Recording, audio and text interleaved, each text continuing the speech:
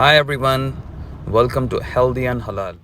Today I'll be making healthy Starbucks style Java Chip Frappe.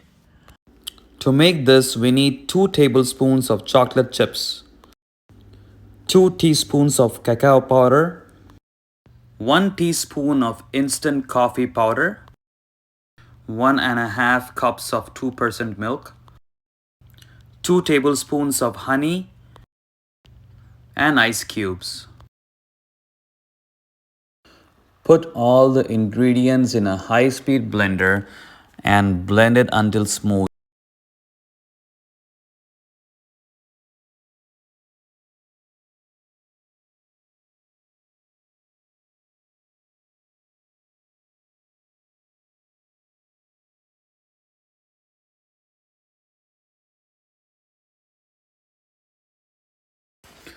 Enjoy your healthy, guilt-free, no sugar frappe.